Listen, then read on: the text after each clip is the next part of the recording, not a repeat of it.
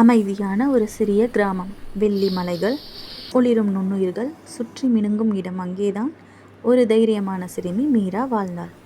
ஒரு நாள் நான் உண்மையான ஒரு நட்சத்திரத்தை சந்திப்பேன். ஒரு மந்திரமான இரவு. வானம் திடீரென திகட்டும் பொன்னிறமாக மின்னியது. சிறிய பொன் நட்சத்திரம் ஒன்று வானிலிருந்து வழுதி அருகிலுள்ள காட்டில் விழுந்தது. காட்டை நோக்கி ஓடுகிறாள். அவள் வலது கையில் விளக்கை பிடித்து கொண்டு ஓடினாள். மரங்கள் மென்மையான குரலில் மீரா என்று அழைத்தது.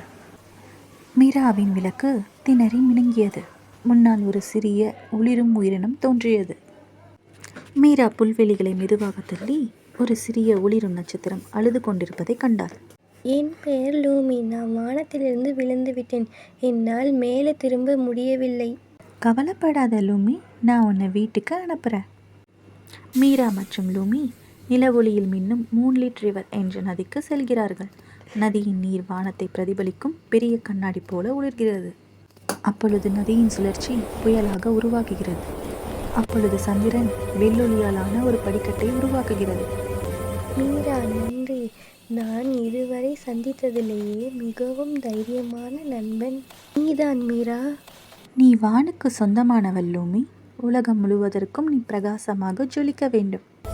பாய் மீரா, நான் உன்னை எப்பொழுதும் பார்த்து கொண்டே இருப்பேன். லூமி அப்படிக்கட்டுகளில் ஏறி முன் எப்போதையும் விட அதிக பிரகாசத்துடன் மின்னுவதை போல் வானிற்கு திரும்புகிறாள். அந்த இரவிலிருந்து மீரா நட்சத்திரங்களை பார்க்கும் போதெல்லாம் ஒன்று மற்றும் மற்றவற்றை விட இன்னும் கொஞ்சம் பிரகாசமாக மின்னியது. நான் எப்பொழுதும் உன்னுடன் இருப்பேன் மீரா, கவலைப்படாதே. அப்படியாக அந்த தைரியமான பொன் மீராவும் தொலைந்து போன நட்சத்திரம் லூமியும் என்றென்றும் நண்பர்களாக நிலைத்திருந்தனர்.